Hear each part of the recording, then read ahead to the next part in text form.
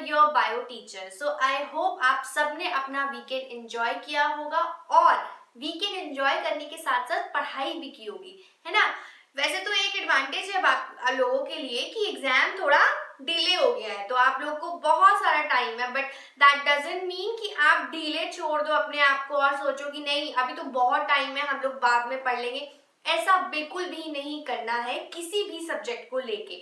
आपको स्टार्टिंग से ही वही एक स्पीड रखनी है सो दैट देखो जब हमारे एग्जाम जल्दी होते हैं तो फटाफट फटाफट पढ़ते हैं, है ना। फिर एग्जाम टाइम में क्या होता है कि कुछ चीजें हम भूल जाते हैं, बट अभी आपके पास एक बहुत बड़ी एडवांटेज है कि आप अपने सिलेबस को मल्टीपल टाइम्स रिवाइज कर सकते हो। मल्टीपल टाइम्स में ऐसा मैं ये नहीं कह रही हूँ कि सिर्फ पढ़ते ही चले जाओ 4 to 5, बट एटलीस्ट एक बार अपना सारे सब्जेक्ट का सिलेबस कंप्लीट कर लो और उसके बाद एटलीस्ट 2 to 3 टाइम्स रिवीजन कर लो। फिर तो आप अपने पेरेंट्स को बिंदास बोल सकते हो कि पापा मम्मी हम लोग के 95% प्लस जरूर आएंगे, ठीक है। और आने भी चाहिए, आप लोगों के साथ हम लोग अटैच्ड है। अब आप लोग स्लेडू के बच्चे हो तो मुझे तो नहीं लगता कि किसी के भी 95 प्लस और 90 तो आएंगे, है ना। 90 प्लस तो होगा तो आप लोग 90 to 100 वाली रेंज में सारे बच्चे आओगे, ठीक है। और अगर हमारी कोई भी वीडियो में, हमारे कोई भी सेशन में आपको कुछ भी प्रॉब्लम लग रही है, आप गाइड करना चाहते हो, आप कोई चीज सजेस्ट करना चाहते हो तो आप वो भी कर सकते हो, आप सबको पता है। तो चलिए फिर आज हम स्टार्ट करते हैं अपना next topic. By the way हम लोग का ऑलमोस्ट हमारा जो सिलेबस है वो खत्म होने वाला है एंड आई थिंक जो हमारा चैप्टर चल रहा है उसका आज का शायद लास्ट सेशन हो और फिर नेक्स्ट 2 डेज हमारा नेक्स्ट जो हमारा लास्ट चैप्टर बचा है आर एनवायरमेंट वो भी स्टार्ट हो जाएगा और पॉसिबली वो खत्म भी हो जाएगा। तो फिर उसके बाद हम बहुत सारा रिवीजन करेंगे, इंपॉर्टेंट क्वेश्चंस करेंगे और भी जो मुझे लगता है कि मुझे आपको बताना चाहिए वो मैं सब आपको बताऊंगी। बट उससे पहले do not forget to subscribe our channel स्लेडू। आप फटाफट से हमारे चैनल को सब्सक्राइब कर दीजिए, बेल आइकन पर प्रेस कर दीजिए और अगर आपको हमारे सेशंस अच्छे लग रहे हैं तो एक लाइक और एक शेयर तो बनता ही है। तो आप अपने फ्रेंड्स के साथ, अपने फैमिली फ्रेंड्स जो भी क्लास 10 के स्टूडेंट्स हैं, आप उन सब के साथ हमारे सेशन को शेयर कर दो, ठीक है। तो चलो फिर स्टार्ट करते हैं हम आज के सेशन को, जिसमें आज का हमारा टॉपिक है इवोल्यूशन। लास्ट सैटरडे तक हमने laws of inheritance of living organism पढ़ा था, जिसमें हमने 3 लॉज पढ़े थे मेंडल के। पहला लॉ ऑफ डोमिनेंस, दूसरा law of segregation and third one is law of independent assortment.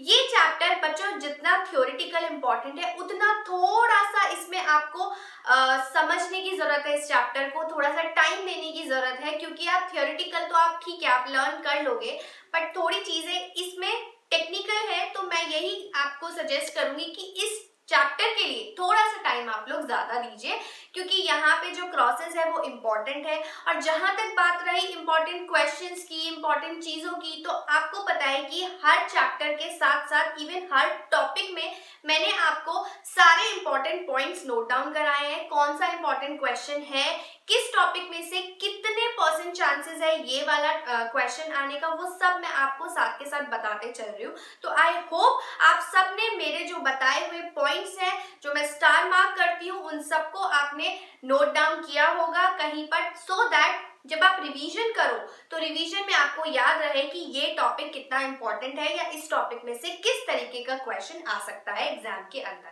ठीक है। तो अभी जो नेक्स्ट टॉपिक है वो होपफुली हमारे हेरिडिटी एंड इवोल्यूशन का लास्ट टॉपिक है, ठीक है। तो चलो फिर स्टार्ट करते हैं हम हमारे आज के सेशन को। और आज के सेशन का जो हमारा टॉपिक है वो है इवोल्यूशन। अब इवोल्यूशन इफ यू रिमेम्बर, मैंने आपको जब ये चैप्टर स्टार्ट किया था तो एक डेफिनेशन बताई थी, है ना। वो डेफिनेशन मैंने आपको क्या बताई थी, हम लोगों ने डिस्कस किया था कि जब हम इवोल्यूशन की बात करते हैं तो वो एक जनरेशन के बाद या 2 जनरेशन के बाद नहीं होता है। इवोल्यूशन मीन्स उसमें थाउजेंड्स ऑफ जनरेशन इन्वॉल्व होती है। फॉर एग्जाम्पल हमने पेरेंट जनरेशन लिया था, राइट।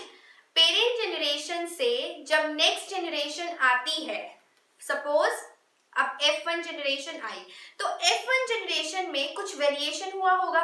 रिमेम्बर हमने V1, V2, V3 से हमने उसको डिनोट किया था। तो ऐसे ही V वेरिएशन हुआ, कोई भी फिर F1 से F2 जनरेशन आई, उसमें भी कोई वेरिएशन हुआ होगा। तो जब बहुत सारी generations, thousands of generation, let's say 30,000 generation हम पहुंच गए, ठीक है, तो यहाँ पे जो वेरिएशन हुआ 30,000 टाइम्स, नाउ पेरेंट जनरेशन से जो इस जनरेशन में चेंजेस हुए, that is called evolution. That means evolution ऐसा नहीं है जो एकदम सडन चेंज हो गया, नहीं, this is the process of slow change और gradual change in the heritable characteristics. अब जब भी इन्वायरमेंट चेंज होता है, मतलब एक जो मेजर फैक्टर है इवोल्यूशन का, वो क्या है, वो है इन्वायरमेंटल चेंजेस। जब भी इन्वायरमेंट में चेंजेस होते हैं तो वो जो ऑफस्प्रिंग, जो जनरेशन उसको अडेप्ट करती है और फर्दर उनके ऑफस्प्रिंग में वो चेंजेस आने लगते हैं।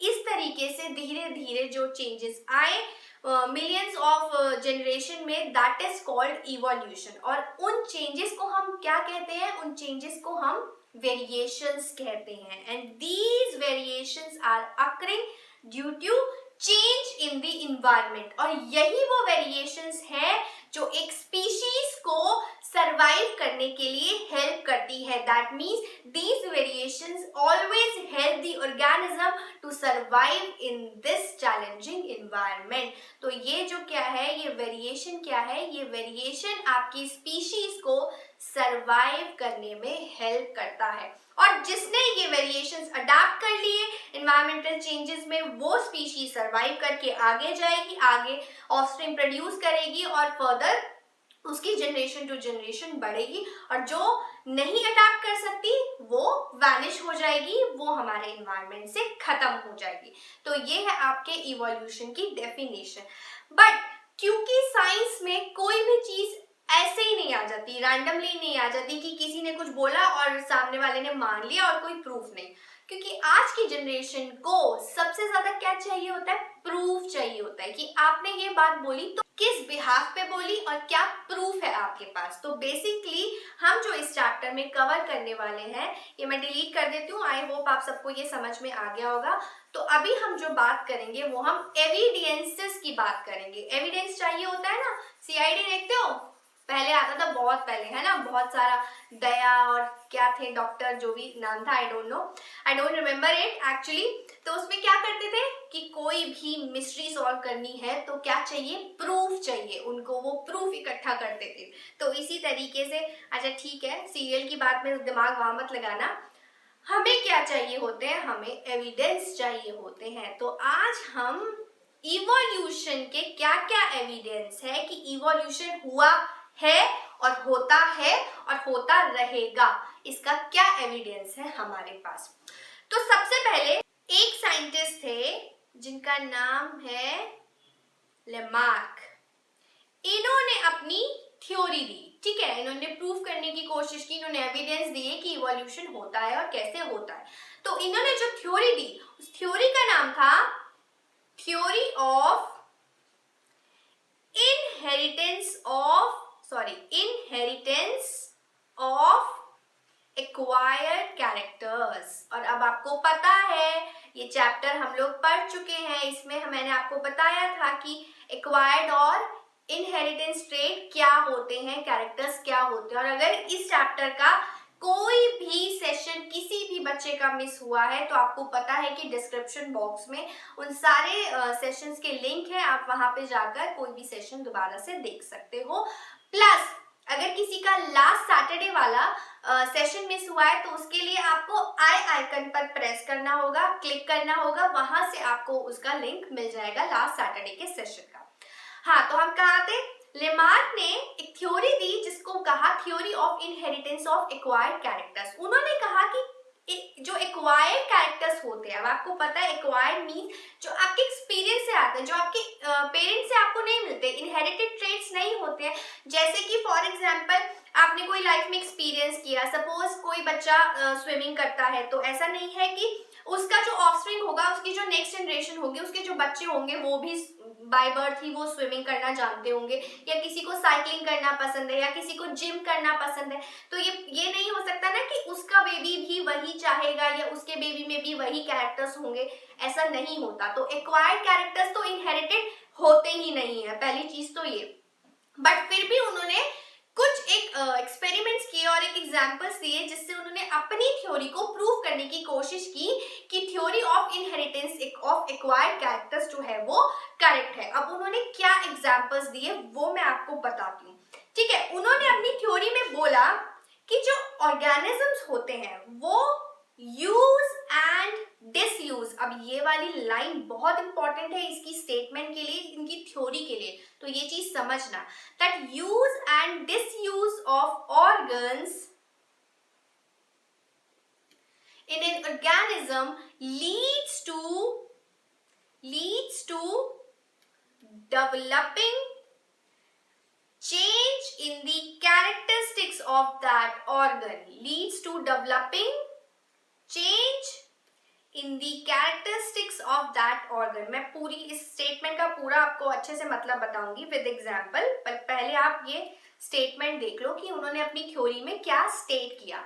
तो उन्होंने कहा कि जब कोई ऑर्गेनिज्म अपने किसी ऑर्गन को यूज या डिसयूज में लाता है तो क्या होता है कि बहुत सारे जनरेशन के बाद it will lead to developing change in the characteristics of that organ. मतलब अगर वो यूज कर रहा है तो उसमें कुछ ऐसी कैरेक्टरिस्टिक्स डेवलप हो जाएंगे जो आगे इनहेरिटेड होंगे फॉर द नेक्स्ट जनरेशन में। या फिर अगर कोई ऑर्गेनिज्म अपने किसी ऑर्गन को डिसयूज कर रहा है, दैट मीन्स वो यूज नहीं कर रहा है, तो पॉसिबल है कि जो जनरेशन टू जनरेशन आएगी वहां पर वो ऑर्गन डेवलप ही ना हो, डिसअपियर हो जाए। तो ये उनका स्टेटमेंट था। अब पहला एग्जांपल उन्होंने यूज के लिए क्या दिया, वो दिया उन्होंने जिराफ का। सबने सुना होगा, आई गेस सबको पता होगा, है ना। अब मुझे ड्रॉ करना तो नहीं आता, बट लेट मी ट्राई। कुछ इस तरीके का होता है ना जिराफ, है ना। अरे यार प्लीज मेरी थोड़ी बियर कर लो इस बारी ड्राइंग को। कुछ इस तरीके का होता है जिराफ, ठीक है। लेट्स से ये जिराफ है, ये इसकी टेल बना देते हैं, ठीक है। अब उन्होंने क्या कहा कि जैसे जिराफ जो है वो प्लांट्स और ट्रीज पर को फीड करते थे, ठीक है, ग्रासेस खाते थे। तो एक टाइम पे क्या हुआ कि जब वो अपना खाना, जब वो ग्रासेस और स्मॉल प्लांट्स खाते थे तो वो एक एरिया में वो प्लांट्स, वो ट्रीज, वो जो स्मॉल प्लांट्स थे, वो जो ग्रासेस थी, वो सब खत्म हो गई, ठीक है। अब क्योंकि उन्हें फूड चाहिए, क्योंकि उन्हें एनर्जी चाहिए, एनर्जी के लिए उन्हें फूड चाहिए, सर्वाइव करने के लिए भी उन्हें फूड चाहिए, तो क्या हुआ कि जनरेशन टू जनरेशन वो स्पीशीज स्विच कर गई लॉन्ग ट्रीज पर, ठीक है। अब जब ग्रासेस खत्म, स्मॉल प्लांट्स खत्म, दैट मीन्स अब उनके पास क्या बचा, उनके पास ट्रीज बचे, ठीक है। अब ये ट्रीज आए तो उन्होंने कैसे उस ऑर्गन को डेवलप किया, लेट मी ड्रॉ एक और, ठीक है। उन्होंने अपनी नेक को ऊंचा किया, है ना। देखो यहाँ स्पेस नहीं है, but still I am trying to draw कि आपको समझ में आ जाए। यार प्लीज प्लीज बेयर करना ड्राइंग को, ठीक है। ये इसकी टेल बना देते हैं। तो ये जो नेक वाला जो रीजन है ये डेवलप हुआ जिराफ में जनरेशन बाय जनरेशन, क्योंकि उन्हें खाना चाहिए था। अब ग्रासेस और स्मॉल प्लांट्स खत्म हो चुके थे तो वो कहाँ पर स्विच कर गए, वो लॉन्ग ट्रीज पर स्विच कर गए। उन ट्रीज को खाने के लिए उन्होंने अपनी नेक रीजन को लंबा किया, मतलब उन्होंने उछला। जैसे पेरेंट्स बोलते हैं ना, एक आपकी एक उम्र होती है और बोलते हैं कि आप थोड़ा एक्सरसाइज करो, थोड़ा उछल कूद करो, झूले पे जाओ, ताकि आपकी जो हाइट है वो बढ़ जाए। ये एक पर्टिकुलर पीरियड ऑफ टाइम के लिए होता है कि पेरेंट्स हमें बोलते हैं। तो उन्होंने क्या एनालाइज किया कि पहले जो जिराफ थे वो डियर लाइक थे, है ना। उनकी जो नेक थी वो बहुत छोटी थी क्योंकि वो स्मॉल प्लांट्स खाते थे और ग्रासेस खाते थे, स्मॉल ट्रीज पर फीड करते थे। पर जैसे जैसे वो सब खत्म होने लगा तो उन्होंने स्विच किया लॉन्ग ट्रीज पर। अब लॉन्ग ट्रीज के लिए उन्हें ऊपर जाना पड़ेगा, है ना, थोड़ा अपनी हाइट बढ़ानी पड़ेगी। तो ये जो इवोल्यूशन हुआ यहाँ से लेकर यहाँ तक, ये इवोल्यूशन जो है ये आगे further generation to generation pass on हुआ। दिस इज एक्वायर्ड कैरेक्टर, और ये जो है अब आगे इसके आगे वाली जनरेशन, इस जिराफ के आगे वाली जो जनरेशन है उसमें ऑटोमेटिकली नेचुरल ही जो जिराफ की नेक थी वो लंबी हो गई। तो ये उन्होंने एक एग्जाम्पल दिया यूज ऑफ ऑर्गन का, कि उन्होंने जिराफ ने अपने उस ऑर्गन को इतना ज्यादा यूज किया that it will develop change in that organ also, कि उनकी जो नेक है वो फर्दर नेक्स्ट जनरेशन में लंबी ही आने लगी। तो ये था एक एग्जाम्पल जो उन्होंने जिराफ का दिया। अभी और भी हमारे पास बहुत सारे एग्जाम्पल्स हैं, जैसे कि मैं आपको बताती हूँ, एक दूसरा एग्जाम्पल देती हूँ।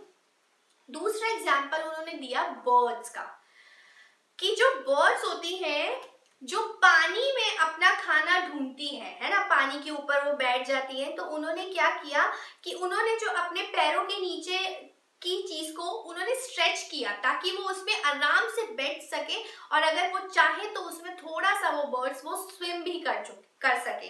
तो ये चेंज भी उन्होंने बर्ड्स में देखा, और ये भी एक यूज ऑफ ऑर्गन का एग्जाम्पल है कि उन्होंने किस तरीके से अपने ऑर्गन को यूज किया और उसको डेवलप किया, सो दैट जो उनकी फर्दर जनरेशंस हुई, फर्दर ऑफस्प्रिंग्स आए, उसमें ये नेचुरली था, उसमें ये डेवलप हो चुका था कि उनके जो पैर थे जिससे वो बैठते थे वहां पे एक वेब लाइक स्ट्रक्चर बनने लगा, सो दैट वो वाटर के अंदर आराम से बैठ सके और थोड़ा सा स्विम भी कर सके। तो ये दो एग्जाम्पल्स थे। एक और एग्जाम्पल भी है स्नेक का। अब स्नेक कैसे बनता है आई डोंट नो, कुछ इस तरीके से है ना ये।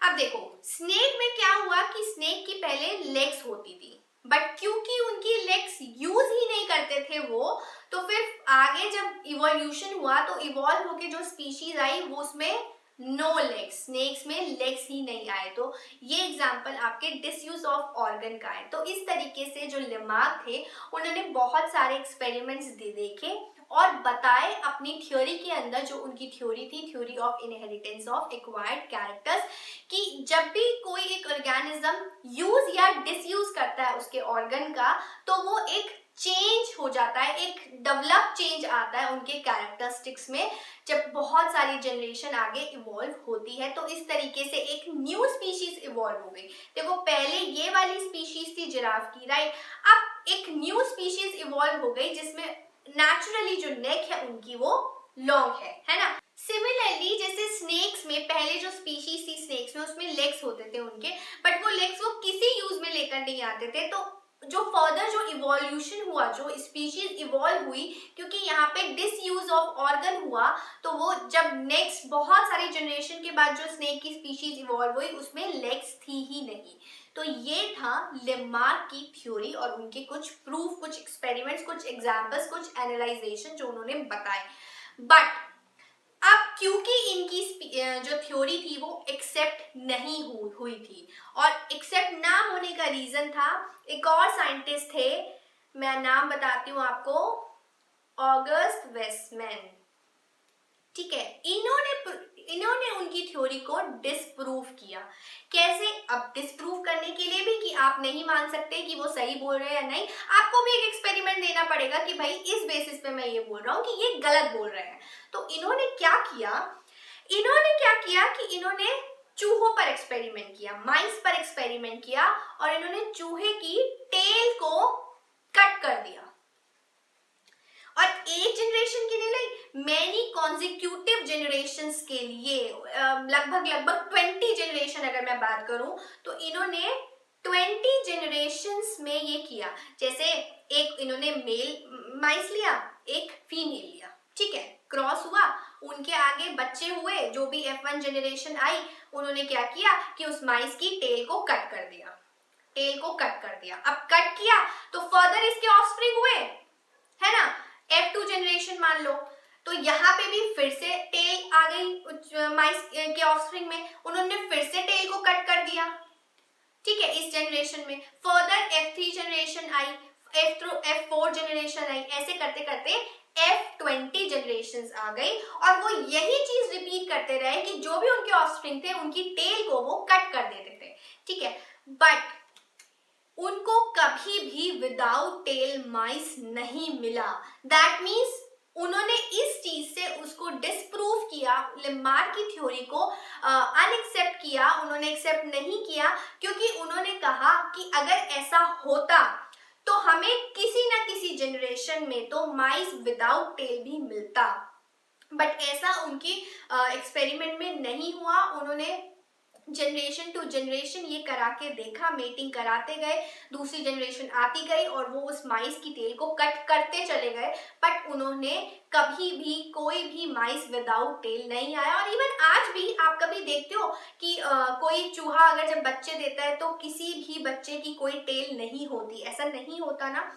तो इस तरीके से इन्होंने उनकी थ्योरी को डिसप्रूव किया, अनएक्सेप्ट किया कि ये एक्सेप्ट नहीं कर सकते, ये गलत है कि एक्वायर्ड कैरेक्टर्स डेवलप नहीं होते हैं, इवॉल्व नहीं होते हैं, उनसे एक न्यू स्पीशीज का इवोल्यूशन नहीं होता है। ये चीज हो गई दूसरी उनकी। अब एक और साइंटिस्ट आए और उनका नाम तो आप लोग जानते ही होंगे, डार्विन। बेसिकली जब इवोल्यूशन की बात आती है तो ये सबसे ऊपर रहते हैं, क्योंकि इन्हीं की थ्योरी ने प्रूव किया कि इवोल्यूशन होता है, इन्होंने ही एविडेंस दिए। अब इन्होंने क्या क्या बोला, देखो पहली चीज 1850 में इन्होंने एक बुक निकाली जिस बुक का नाम था on the origin of species.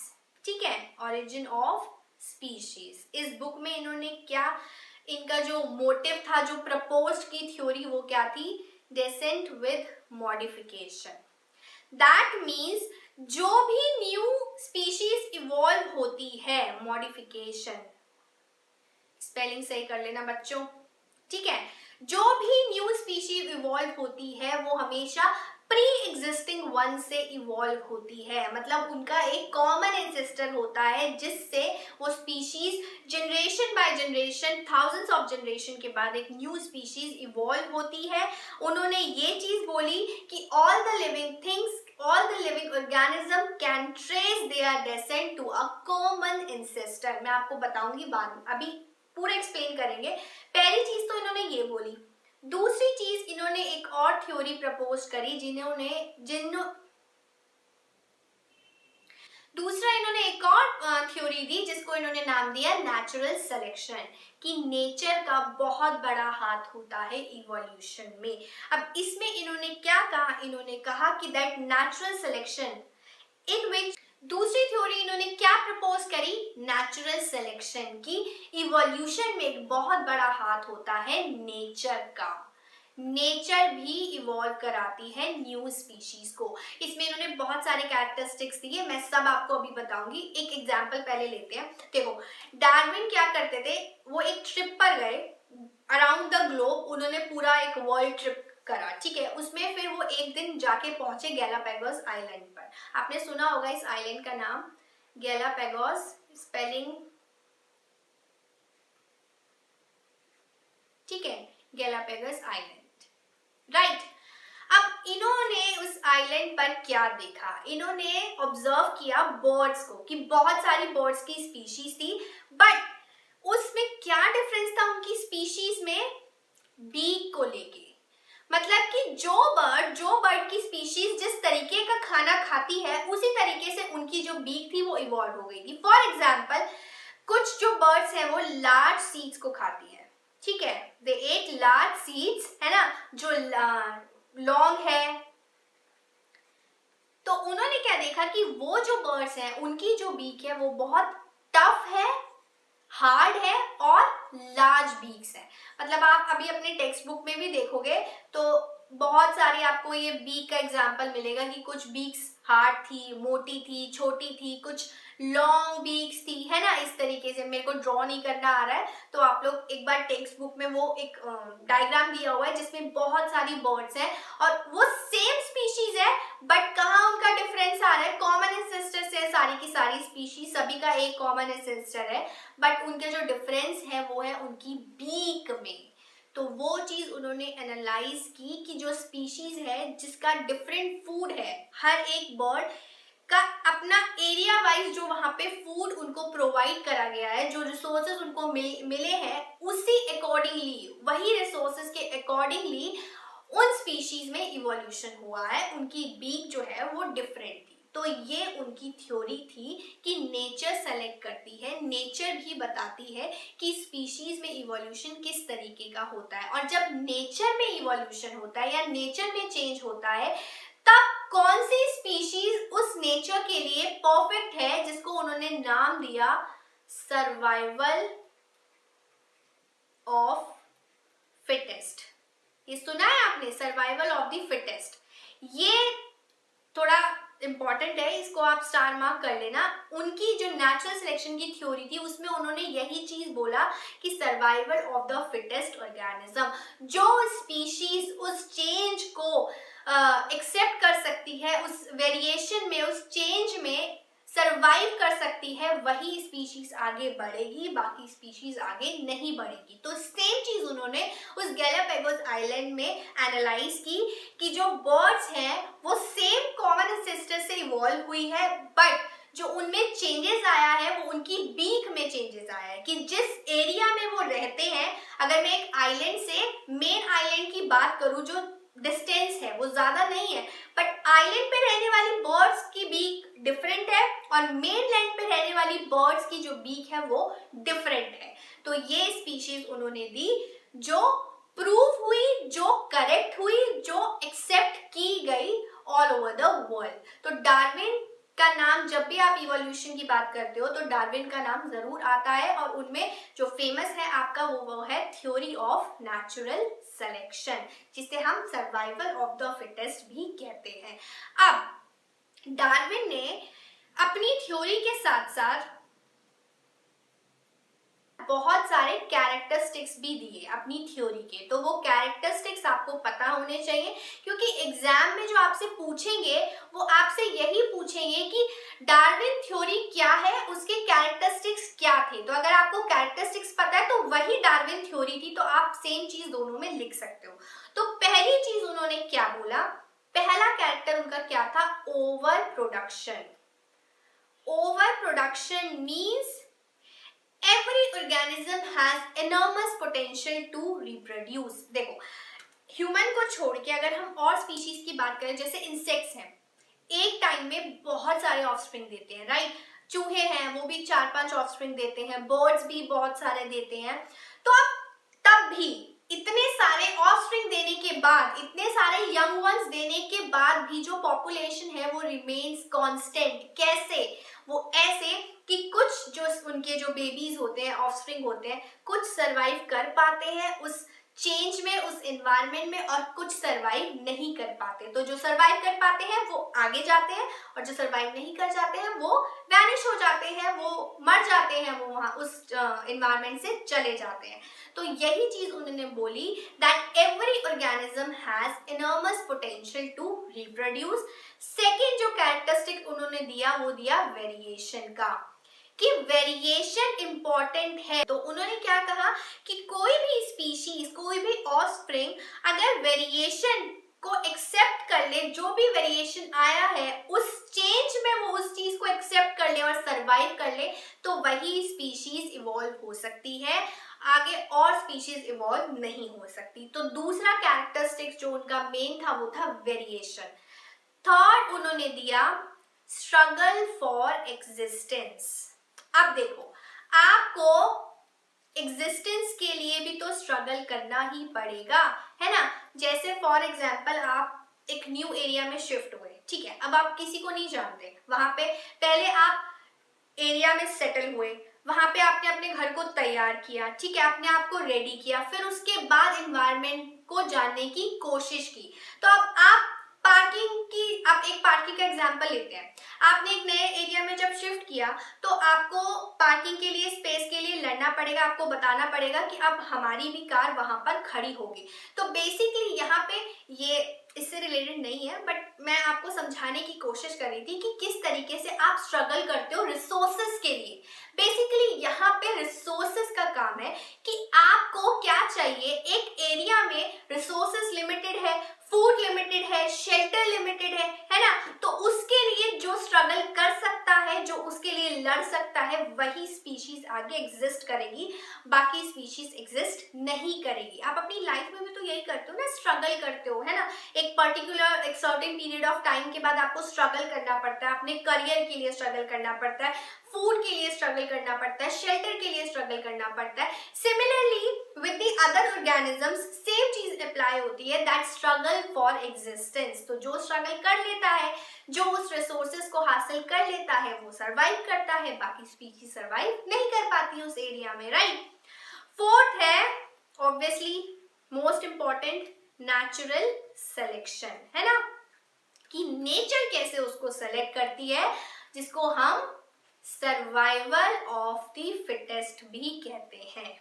Clear? अब इसका एक एग्जांपल मैं आपको बताती हूँ, ठीक है। सपोज एक एरिया है, ठीक है, उसमें ब्लैक कलर के माइस है और व्हाइट कलर के। ब्लैक तो मैं ड्रॉ नहीं कर सकती, ब्लैक हम किसी और कलर से ले लेते हैं। पहले हम व्हाइट कलर के माइस ड्रॉ करते हैं। ये व्हाइट कलर के हैं, ठीक है। अब ब्लैक कलर के माइस मैं ग्रीन कलर से ड्रॉ कर रही हूँ, ठीक है। ये ब्लैक कलर के, आप इनको ब्लैक कलर का समझना, ठीक है। अभी इमेजिन भी कर सकते हो, ठीक है। आप सिर्फ समझो कि मैं एग्जाम्पल के थ्रू क्या बताना चाह रही हूँ। ब्लैक कलर के माइस है और व्हाइट कलर के माइस है।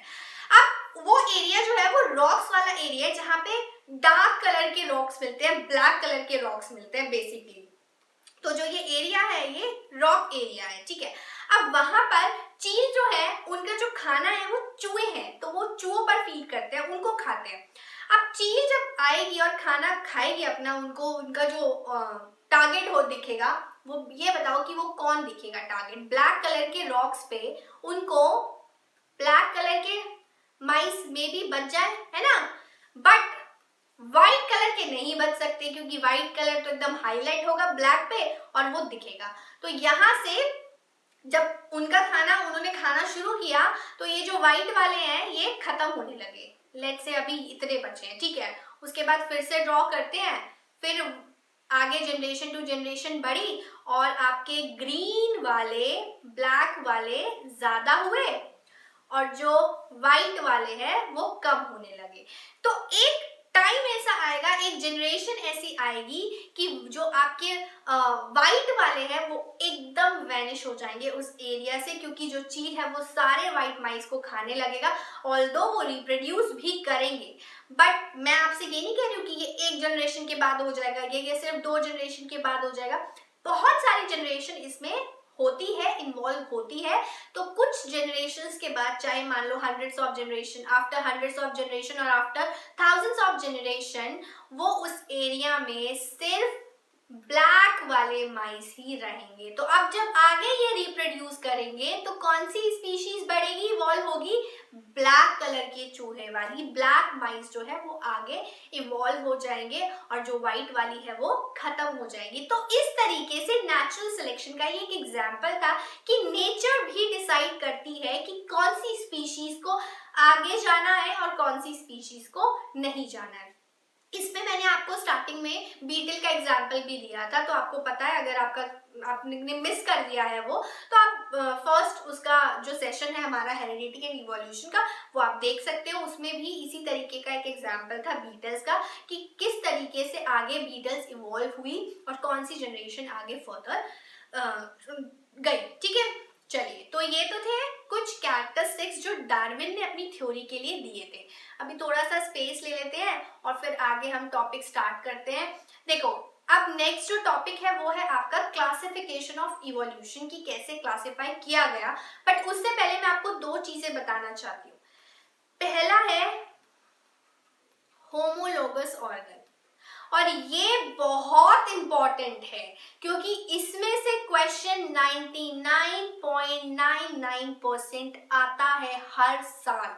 हर सीबीएसई सैंपल पेपर में आपको इससे रिलेटेड एक क्वेश्चन मिलेगा। आप वो दोनों भी दे सकते हैं, दोनों में डिफरेंस भी दे सकते हैं, या एक भी पूछ सकते हैं, चाहे वो होमोलोगस ऑर्गन पूछ ले, चाहे वो एनालॉगस ऑर्गन पूछ ले, प्लस इसके एग्जाम्पल्स आपको पता होने चाहिए। डेफिनेशन, दूसरा एग्जाम्पल्स, ये 2 चीजें आपको इन दोनों की पता होनी चाहिए। तो पहले हम करते हैं होमोलोगस ऑर्गन के बारे में, ठीक है, फिर हम पढ़ेंगे एनालॉगस ऑर्गन। अब होमोलोगस ऑर्गन मीन्स, देखो इसका मतलब है कि similar structure but different function. तो पहली तो चीज इसकी जो डेफिनेशन है वो यही है, रुको, similar structure right but perform different function. मतलब कि कुछ स्पीशीज जो स्ट्रक्चर वाइज सिमिलर है but they perform different function. अब कैसे, अब मैं पूरी स्पीशीज की बात नहीं कर रही हूँ कि सारी, जैसे ह्यूमन स्पीशीज की मैं बात नहीं कर रही हूँ, उनके कुछ ऑर्गन की बात मैं कर रही हूँ। तो पहले हम ये कंप्लीट कर लें, but perform different function. For example, अभी एग्जाम्पल के थ्रू मैं आपको इसको एक्सप्लेन करती हूँ। जैसे विंग्स ऑफ बैट, ठीक है, विंग्स ऑफ बैट हमने देखा, हमने विंग्स ऑफ बर्ड्स ले लो, विंग्स ऑफ बर्ड्स। मैं आपको बताऊंगी कि क्या कॉमन है। फोरलिम्ब ऑफ अ हॉर्स, हॉर्स के फोरलिम्ब की अगर हम बात करें, और ह्यूमन आर्म, इन ये जो सारे जो हैं ये कहाँ से, इनकी फोरलिम्ब होती है, right. Same almost similar structure का होता है। अभी मुझे ड्रॉ करना नहीं आता, बट लेट मी ट्राई कि अगर मैं ह्यूमन की ड्रॉ करूं तो कुछ इस तरीके का होगा ना, 5 फिंगर्स वाला, है ना, ऐसे आप समझ लो, ठीक है, ये ह्यूमन का है। फिर अगर हम बैट का करें तो कुछ इस तरीके का होता है। आप प्लीज, आपको ये ड्रॉ करने के लिए नहीं आएंगे बच्चों, लेकिन मैं सिर्फ आपको एग्जाम्पल के तौर पे सिर्फ बताना चाहती हूँ, ठीक है। ये फोरलिम्ब हो गया, ठीक है। अगर हम बैट के फोरलिम्ब की बात करें तो कुछ इस तरीके का होता है ना, ये होता है इस तरीके का, ये ऐसे कनेक्टेड होता है ना। तो ये सारे क्या है, ये सब इन डिफरेंट डिफरेंट स्पीशीज के फोरलिम्ब है। दैट मीन्स स्ट्रक्चर तो सेम है इन सब का, है ना, स्ट्रक्चर तो सेम है, बट क्योंकि ये फंक्शंस जो है ये डिफरेंट डिफरेंट परफॉर्म करते हैं। फॉर एग्जाम्पल अगर मैं ह्यूमन की बात करूं, ह्यूमन के फोरलिम्ब की, तो वो क्या करता है, उसका फंक्शन क्या होता है, ग्रैब करने के लिए, है ना, और बहुत सारे फंक्शंस को परफॉर्म करने के लिए, टास्क को परफॉर्म करने के लिए, एंड परफॉर्म मेनी टास्क। तो मैन का फोरलिम्ब, जैसे मैं लिखने के भी इस मेरे काम आ सकता है, अगर मैं कुकिंग कर रही हूँ तो उसमें भी, तो बहुत सारी चीज पकड़ने के काम आता है ना, तो ग्रैब करने के लिए और बहुत सारे टास्क को परफॉर्म करने के लिए मैन का फोरलिम्ब, मैन अपनी आर्म को यूज करता है। सेम ये तो हुआ मैन के फोरलिम्ब की बात। अगर हम बैट और बर्ड्स के विंग्स की बात करें तो bat and buds used their wings for flight, है ना, बैट्स एंड बर्ड्स फ्लाइट के लिए यूज करती हैं, उड़ने के लिए यूज करती है ना। देन अगर हम हॉर्स की बात करें तो horses use their forelimbs for running, ठीक है, हॉर्सेस रनिंग के लिए यूज करते हैं। वेल्स की अगर हम बात करें तो whales use their flippers for swimming, ठीक है। तो that means they have similar structure but they perform different functions। तो ये होते हैं homologous organ, जिसमें similar structure होता है but functions जो होते हैं वो different। आपको सिर्फ ये 2 words याद रखने हैं, similar structure डिफरेंट फंक्शन, ये होमोलोगस ऑर्गन है। और इसके एग्जाम्पल्स आपको पता होने चाहिए। एग्जाम्पल्स में आप लिख सकते हो forelimb of human, forelimb of horse, and then flippers, whale के flippers, then wings of bats and birds. ये सारे एग्जाम्पल होमोलोगस ऑर्गन के हैं, जिसमें आपको बताना होगा विद डेफिनेशन कि फोरलिम्ब ऑफ मैन या फिर human uses their forelimbs for grabbing and perform different task, wings of bats and birds for flight, horses use their forelimb for running, and whales use their flippers for swimming। Simple, 1 mark 2 mark में ये आता है, तो आपको definition के साथ example भी explain करना है, ठीक है। तो ये तो हो गया होमोलोगस ऑर्गन्स। अभी हम बात करते हैं एनालोगस ऑर्गन की, ठीक है। अब जब आपको होमोलोगस ऑर्गन पता चल गया तो एनालोगस उसका ऑपोजिट है। कैसे? होमोलोगस में हमने क्या किया था, similar structure but perform different function. यहाँ पे similar function but different structure. तो ये चीज आपको याद रखनी है कि एनालोगस के केस में they have different structure different structure but perform similar function. Simple, देखो कितना इजी है ये दोनों, और इम्पोर्टेंट बहुत ज्यादा है क्योंकि ये क्वेश्चन हर बार हर सीबीएसई सैंपल पेपर में आपको मिलेगा, चाहे वो सिर्फ होमोलोगस पूछ ले, चाहे वो एनालॉगस पूछ ले, या फिर दोनों ही पूछ ले। ठीक है, तो आपको होमोलोगस और एनालॉगस में एक याद कर लो, दूसरा याद रहेगा होमोलोगस। होमो मीन्स एक, सेम, तो सेम पहले स्ट्रक्चर आता है तो similar structure but perform different function. Analogous में different structure but perform similar function. अभी इसके एग्जांपल्स मैं आपको बताती हूँ। For example, wings of insects, bats, birds. अभी इसमें देखो, इसमें तीनों के स्ट्रक्चर बैट्स और बर्ड्स के ऑलमोस्ट सिमिलर होंगे। विंग्स क्या है, तीनों के विंग्स हमने लिए हैं। बैट का कुछ इस तरीके का होता है ना। अभी आई डोंट नो एग्जैक्टली कैसा होता है, ये बैट हो गया, ये इंसेक्ट हो गया। ठीक है, बर्ड का आप बना लेना, बर्ड का कुछ इस तरीके से होता है, ये वाला। तो दे हैव सिमिलर स्ट्रक्चर, मतलब origin, they have different structure, मतलब ऑरिजिन अलग है।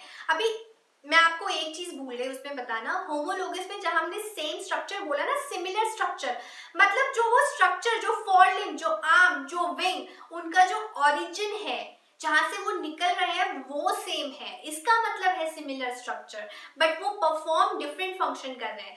एनालॉगस के केस में इंसेक्ट का विंग, इंसेक्ट का जो विंग है, बर्ड का विंग है, देन बैट का विंग है, उसका जो ओरिजिन है वो डिफरेंट है, बट तीनों के तीनों एक ही फंक्शन परफॉर्म करते हैं, किस लिए, फ्लाइट के लिए, है ना। They use their wings for flight purpose, right. तो ये फंक्शन आपका सेम हो गया इन तीनों के केस में, बट उनके जो स्ट्रक्चर का ओरिजिन है वो डिफरेंट है। तो आपको इस तरीके से इसको याद करना है कि होमोलोगस के केस में similar structure but perform different function. Similar structure means जहां से वो स्ट्रक्चर, जहां से वो फोल्डिंग स्टार्ट है, जहां उसका ओरिजिन है, वो सेम है होमोलोगस के केस में, बट उन सभी के जो फोर लिम्स हैं वो डिफरेंट फंक्शन परफॉर्म कर रहे हैं। बट अगर हम एनालॉगस की बात करें तो ओरिजिन जो है स्ट्रक्चर का वो डिफरेंट है, but they perform same function. ठीक है, तो इसमें आप एग्जांपल दे सकते हो विंग्स का, कि इंसेक्ट का विंग, बैट का विंग, बर्ड का विंग, ये सब डिफरेंट इनका ओरिजिन है, डिफरेंट स्ट्रक्चर है, बट तीनों के तीनों ही एक ही फंक्शन परफॉर्म करते हैं अपने विंग्स के लिए। वो अपने विंग्स को यूज करते हैं फॉर फ्लाइट। क्लियर है बच्चों? चलो, तो ये हो गया आपका एनालॉगस ऑर्गन। तो ये चीजें आपको याद रखनी है, भूलनी नहीं है, क्योंकि बहुत इंपॉर्टेंट है ये टॉपिक। नेक्स्ट है क्लासिफिकेशन ऑफ इवोल्यूशन। तो it is classified into 3 types.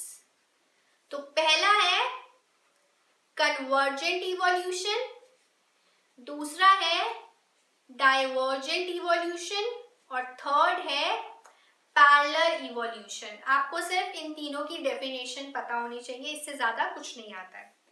Convergent की बात करते हैं। कन्वर्ज मीन्स एक पॉइंट पे आके कन्वर्ज हो रहे हैं। दैट मीन्स अगर मैं इस तरीके से बात करूं, आपने ये फिजिक्स में पढ़ा होगा ना, लेंस और मिरर के केस में, याद है?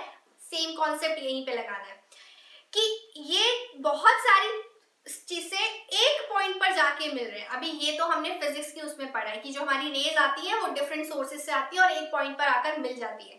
सिमिलरली अगर हम कन्वर्जेंट में ये कॉन्सेप्ट लगाए तो कन्वर्जेंट पे हम ये कहेंगे दैट व्हेन स्पीशीज, या आप लिख लेना definition, when species have different ancestral organs या ओरिजिन, एंसेस्टर्स की हमने बात की थी ना, तो different ancestral origins but have similar features।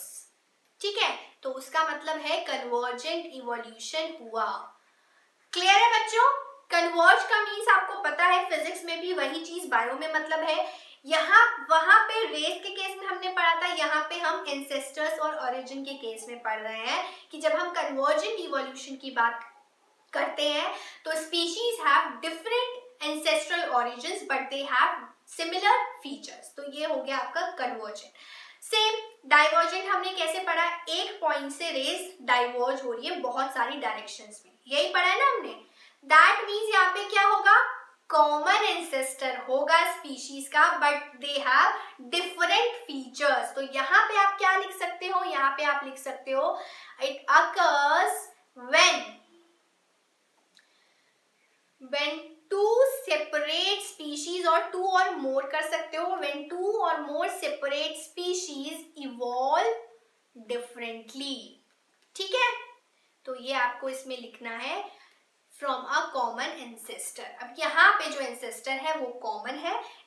आप इससे भी देखो, मैं आपको बताती हूँ, हमने जो होमोलोगस और एनालॉगस पढ़ा है वो कैसे पढ़ा है, उससे भी आप इसको थोड़ा सा रिलेट कर सकते हो कि होमोलोगस में हमने सिमिलर स्ट्रक्चर पढ़ा था बट डिफरेंट फीचर्स थे, है ना। सिमिलर स्ट्रक्चर मतलब ओरिजिन सेम था। तो यहाँ पे कन्वर्जन के केस में होमो आ गया कि हमारा, सॉरी उल्टा बोल दिया मैंने आपको, आई एम सॉरी, कन्वर्जन नहीं, डाइवर्जन के केस में होमो होगा, क्योंकि यहाँ पे हमारा जो एंसेस्टर है वो कॉमन है और यहाँ पे हमारा जो एंसेस्टर है वो डिफरेंट है। तो यहाँ पे होमो का कॉन्सेप्ट आप लगा सकते हो, यहाँ पे कन्वर्जन में आप एनालॉगस का कॉन्सेप्ट लगा सकते हो। बट आपको सिर्फ एक इंग्लिश के वर्ड से याद रखना है कि कन्वर्ज मीन्स एक पॉइंट पे जाके मिल रहे हैं, दैट मीन्स ऑरिजिन डिफरेंट है बट वो सिमिलर फीचर्स है उनके, और डाइवर्जन मीन्स एक पॉइंट से डिफरेंट डायरेक्शन में जा रहा है, दैट मीन्स एक कॉमन एंसेस्टर है और उनके जो फीचर्स हैं वो डिफरेंट है। क्लियर है ना। Parallel evolution means evolution of geographically separated groups। yes, यहाँ पे आप लिखोगे the evolution of geographically separated groups।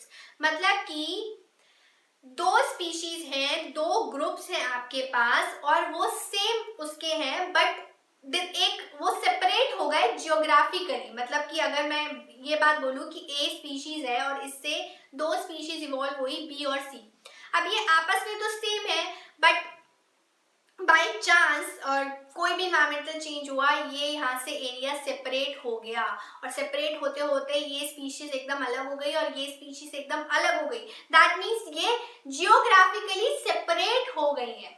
तो वहां पे जो इवोल्यूशन आता है, मतलब अब ये इसके साथ मेट नहीं करेगा, बी और सी आपस में मेट नहीं कर सकती, ये अपनी फर्दर जनरेशंस बनाएगा और सी अपनी फर्दर जनरेशन बनाएगा। तो दैट मीन्स पैरेलली वो जियोग्राफिकली सेपरेट हो गए हैं बट वो एक रिसेम्बलेंस है, उन दोनों स्पीशीज में एक मॉर्फोलॉजिकली रिसेम्बलेंस आती है। तो ऐसे इवोल्यूशन को हम बोलते हैं पैरेलल इवोल्यूशन। क्लियर है। तो अभी आप लोग डेफिनेशंस आराम से लिख लोगे कन्वर्जेंट, डाइवर्जेंट और पैरेलल इवोल्यूशन की, राइट। अभी नेक्स्ट टॉपिक है, या फिर मैं एक काम करती हूँ, ये तो आपको कॉन्सेप्ट तो समझ में आ गया कन्वर्जेंट, डाइवर्जेंट और पैरेलल का, डेफिनेशन मैं आपको लिखवा देती हूँ, ठीक है। कन्वर्जेंट इवोल्यूशन में आप वो लाइन दे सकते हो, साथ में जो इसकी एग्जैक्ट डेफिनेशन है वो है that it is the independent evolution. मैं आपको इसलिए लिखवा रही हूँ ताकि एग्जाम में आपको कोई प्रॉब्लम नहीं होनी चाहिए लिखने में। It is the independent evolution of similar features, ठीक है। थोड़ी स्पीड बढ़ा रही हूं तो राइटिंग को बियर करना। In species of different lineages, right, it creates, अभी मैंने आपको बताया ना एनालॉगस ऑर्गन से आप इसको रिलेट कर सकते हो, तो it creates analogous structures that have क्या था, सिमिलर फंक्शन, है ना, similar function, but they were not present in the last common ancestor of those groups। तो ये डेफिनेशन आप इसमें लिख सकते हो, ठीक है। और ये भी आपको पता है, ये चीज आप याद रखना, कन्वर्जेंट और एनालॉगस स्ट्रक्चर्स सेम होते हैं, तो ऑफ दोज ग्रुप्स, राइट बच्चों। चलिए अब हम डाइवर्जेंट की बात करते हैं। डाइवर्जेंट की डेफिनेशन अगर मैं आपको बताऊं तो it means it is the process, फटाफट से लिख लो अपने नोट्स के अंदर ताकि आपको प्रॉब्लम ना हो, process of tracing back to और मोर स्पीशीज, मैं शॉर्ट फॉर्म लिख रही हूं, टू देयर कॉमन एंसेस्टर, ठीक है। तो ये, और ये किससे रिलेटेड है, ये आपका होमोलोगस ऑर्गन से रिलेटेड है। Thus they become a different species to their ancestors. They become different species to their ancestors. इतना काफी है, ठीक है। आप डाइवर्जेंट में ये लिख सकते हो। अभी हम पैरेलल की डेफिनेशन लिखते हैं। Parallel evolution means the evolution of, आपको मैंने बताया है, geographically separated groups, geographically separated, आप लोग स्पेलिंग्स भी देख लेना, मैं आपको इसलिए जल्दी से लिखवा रही हूँ ताकि आपके पास एक डेफिनेशन हो। In such a way that they show morphological resemblance, they show morphological resemblance, तो ये आप इसमें लिख सकते हैं। अभी जो एग्जाम्पल आप होमोलोगस ऑर्गन में दोगे वही चीज आप डाइवर्जेंट इवोल्यूशन में एग्जाम्पल दे सकते हो। जो आप एनालॉगस ऑर्गन में एग्जाम्पल दोगे वो आप कन्वर्जेंट इवोल्यूशन में दे सकते हो। और पैरेलल इवोल्यूशन का एग्जाम्पल है marsupial mammals of Australia, marsupial mammals of Australia to the Australia, yes, to the placental mammals. इन ये जो है ये ज्योग्राफिकली सेपरेटेड ग्रुप है बट मॉर्फोलॉजिकली ये सिमिलर दिखते हैं, ठीक है। तो ये एग्जांपल आप पैरेलल इवोल्यूशन में दे सकते हो। नाउ नेक्स्ट टॉपिक इज, बहुत छोटा सा टॉपिक हमारा इस चैप्टर में बचा है, वो टॉपिक है आपका स्पीसिएशन। अब ये भी इम्पॉर्टेंट है, जितना इम्पॉर्टेंट आपका होमोलोगस और एनालोगस ऑर्गन है उतना ही इम्पॉर्टेंट ये भी है speciation. Speciation means when new species develop from the existing ones, उसको हम बोलते हैं स्पीसिएशन। न्यू स्पीशीज जब डेवलप होती है फ्रॉम एग्जिस्टिंग वन, अब ये दो तरीके से होता है, मैं आपको बताती हूँ और इसके वो भी बताऊंगी कि क्या मेजर फैक्टर्स हैं जो स्पीसिएशन में कंट्रीब्यूट करते हैं, ठीक है। देखो दो तरीके की होती है, एक होता है स्प्लिटिंग और एक होता है बडिंग। ये आपकी टेक्स्ट बुक में नहीं होगा फॉर श्योर, ठीक है। लेट्स से ए स्पीशीज है, ठीक है। ए स्पीशीज ने दो स्पीशीज आई बी और सी, ए स्पीशीज से दो स्पीशीज इवॉल्व हुई बी एंड सी। अब स्प्लिटिंग मीन्स कि जब बी और सी स्पीशीज आई तो ए वाली लॉस्ट हो गई, उसको बोलते हैं स्प्लिटिंग स्पीसिएशन, जिसमें नई स्पीशीज इवॉल्व होने पर जो प्रीवियस स्पीशीज थी वो लॉस्ट हो गई, डैमेज हो गई, खत्म हो गई, that is called splitting speciation. Budding के केस में ए स्पीशीज से दो स्पीशीज इवॉल्व हुई B and C, but A species भी इन्वायरमेंट के अंदर एग्जिस्ट करती है, उस प्रोसेस को हम बोलते हैं, उस स्पीसिएशन को हम बोलते हैं बडिंग। तो ये दोनों चीजें आप याद रखना, एंट्रेंस एग्जाम और कॉम्पिटिटिव एग्जाम के पॉइंट ऑफ व्यू से ये आ सकता है कि स्प्लिटिंग के केस में जब न्यू स्पीशीज इवॉल्व हुई तो जो प्रीवियस वन थी, जो एग्जिस्टिंग वन थी, वो लॉस्ट हो जाती है। फॉर एग्जाम्पल ए से बी और सी आई, ए वाली लॉस्ट हो गई, बट बडिंग स्पीसिएशन में बी और सी के साथ ए वाली भी, प्रीवियस वन वाली भी एग्जिस्ट करती है। क्लियर? तो ये तो हो गए आपके दो टाइप ऑफ स्पीसिएशन। अभी कुछ मेजर फैक्टर्स हैं जो कंट्रीब्यूट करते हैं इस फिनोमेना में, तो हम नेक्स्ट जो हमारे हैं वो है फैक्टर्स, कौन कौन से कंट्रीब्यूट करते हैं। तो मेजर जो है वो आपके 3 फैक्टर्स हैं, ठीक है। पहला वेरिएशन, वेरिएशन से भी एक न्यू स्पीशीज डेवलप होती है, ये हम पूरे चैप्टर में पढ़ते हुए आ रहे हैं कि जब वेरिएशन होता है तब इवोल्यूशन होता है, एक न्यू स्पीशीज डेवलप होती है from the existing one, from the previous one या प्री एग्जिस्टिंग स्पीशीज से। दूसरा फैक्टर है जेनेटिक ड्रिफ्ट। जेनेटिक ड्रिफ्टिंग जब हो जाती है, जब जीन्स में चेंज आ जाता है, जब जीन्स उनके चेंज हो जाते हैं, तब जो होता है एक न्यू स्पीशीज का जो होता है इवोल्यूशन होता है या डेवलपमेंट होता है। थर्ड है जियोग्राफिकल आइसोलेशन, है ना। जब दो स्पीशीज आपस में आइसोलेट हो जाती हैं, सेपरेट हो जाती हैं ड्यू टू जियोग्राफिकल आइसोलेशन।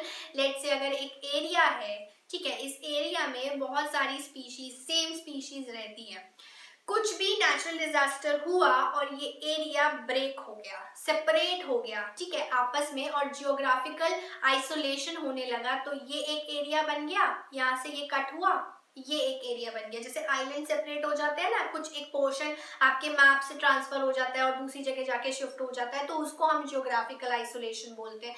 तो जब आइसोलेशन हुआ तो यहाँ की स्पीशीज आपस में रिप्रोड्यूस करने लगी, उस एनवायरनमेंट को अडाप्ट कर लिया, और यहाँ की स्पीशीज आपस में रिप्रोड्यूस करने लगी और उस एक पर्टिकुलर एनवायरनमेंट को उन्होंने अडाप्ट कर लिया। तो इसको बोलते हैं जियोग्राफिकल आइसोलेशन। ऐसे भी न्यू स्पीशीज इवॉल्व होती है। देखो अभी ये वाला आपको समझ में आ रहा है कि ये एरिया अलग हो गया, ये एरिया अलग हो गया। अभी यहाँ से जो स्पीशीज इवॉल्व होगी, लेट्स से ये ए काइंड ऑफ स्पीशीज थी, ये बी काइंड ऑफ स्पीशीज हो गई, ये सी काइंड ऑफ। अब यहाँ से जो स्पीशीज आएगी वो सी के साथ सिमिलैरिटी नहीं शो करेगी, बी की एक अलग जनरेशन चलेगी और सी की एक अलग जनरेशन चलेगी। तो आपस में ये दोनों स्पीशीज अलग हो गई ना, तो बहुत सारी जनरेशन के बाद अगर ये दोनों स्पीशीज के ऑफस्प्रिंग मिलते भी हैं तो दे कांट रिप्रोड्यूस, क्योंकि वो एक न्यू स्पीशीज में उनका इवोल्यूशन हो चुका है, अब वो आपस में मेट नहीं कर सकते। क्लियर है बच्चों? ये आपको समझ में आया स्पेसिएशन की definition. When new species develop from the existing ones, 3 major factor है। पहला वेरिएशन, दूसरा जेनेटिक ड्रिफ्ट, तीसरा जियोग्राफिकल आइसोलेशन। क्लियर है? और उसके 2 टाइप है, स्प्लिटिंग और बडिंग। तो यहाँ पे आपका ऑलमोस्ट चैप्टर के सारे टॉपिक्स आई गेस खत्म हो चुके हैं, कुछ लेफ्ट नहीं है। छोटा सा आपके उसमें डेफिनेशन दी हुई है फॉसिल्स की, कि फॉसिल्स क्या है। आता नहीं है बट मैं आपको डेफिनेशन बता देती हूँ। फॉसिल्स मीन्स जो भी डेड रिमेन्स होते हैं प्लांट्स और एनिमल्स के, जब वो जो भी पास्ट में हमें उनके डेड रिमेन्स मिलते हैं, चाहे वो कोई भी ऑर्गेनिज्म हो, कोई भी प्लांट हो, कोई भी एनिमल हो, उनको फॉसिल्स कहते हैं। और उनकी हेल्प से जब आप उनको लेबोरेटरी में लेकर आते हो तो आप उसको डिटरमाइन कर सकते हो कि ये कौन से एरा में था या कौन से एरा में हो सकता था। तो सिंपली आपको फॉसिल की डेफिनेशन पता होनी चाहिए। डेफिनेशन क्या है? The dead remains of plants and animals, the dead remains of plants and animal organisms that lived in the remote past। ठीक है, उसी को हम fossils बोलते हैं। and they are useful in determining the date and era in which the organism used to live in। तो ये आपकी फॉसिल की डेफिनेशन है, बहुत छोटी सी डेफिनेशन दी हुई है, इसमें ज़्यादा कुछ एक्सप्लेनेशन नहीं है। आप फर्दर क्लासेस में 11th और 12th में इसको डिटेल में स्टडी करोगे। सो बेसिकली आज हमने इवोल्यूशन के टॉपिक में डिफरेंट थ्योरीज पढ़ी इवोल्यूशन की, कैसे कैसे डिफरेंट साइंटिस्ट ने अपने एक्सपेरिमेंट्स दिए, उसके थ्रू उन्होंने अपनी थ्योरी को प्रूव करने की कोशिश की, जिसमें डार्विन जो थे वो सक्सेसफुल थे, उन्होंने अपनी थ्योरी को प्रूव किया और वो एक्सेप्ट हुई यूनिवर्सली, सभी उसको मानते हैं। उसके बाद हमने क्लासिफिकेशन पढ़ा, होमोलोगस एनालॉगस बिल्कुल मत भूलना, बहुत इंपॉर्टेंट है, आपको हर हालत में एग्जाम्पल और डेफिनेशन पता होनी चाहिए। क्लासिफिकेशन आप फिर भी एक बार रिवाइज कर लेना, वो इतना नहीं आता है, बट होमोलोगस एनालॉगस डेफिनेटली आता है। दूसरी चीज जो इंपॉर्टेंट थी आज के सेशन में वो था स्पीसिएशन, वो आपको पता होना चाहिए, प्लस उसके फैक्टर्स पता होने चाहिए कि क्या क्या फैक्टर्स इन्वॉल्व होते हैं स्पीसिएशन में, राइट? चलिए फिर आज का सेशन हम यहीं खत्म करते हैं, कल मिलते हैं होपफुली एक नए चैप्टर के साथ। लास्ट जो हमारा चैप्टर बचा है आर एनवायरनमेंट, जब ये हमारा कोर्स कंप्लीट हो जाएगा तब मैं आपको इंपॉर्टेंट क्वेश्चन की सीरीज लेकर आऊंगी, जिसमें मैं आपको बताऊंगी कि क्या क्या इंपॉर्टेंट क्वेश्चंस होते हैं, एग्जाम में आ सकते हैं, हर चैप्टर से लेके स्टार्टिंग करेंगे फर्स्ट चैप्टर से लेकर 5th चैप्टर तक, जितने भी हमारे चैप्टर्स हैं उन सब में कौन कौन से इंपॉर्टेंट क्वेश्चंस आ सकते हैं और उनका आंसर आपको कैसे देना है, कैसे लिखना है, वो सारी चीजें हम डिस्कस करेंगे। तो फिर कल मिलते हैं नए चैप्टर के साथ, but till then keep revising, stay safe, stay home. Thank you, bye.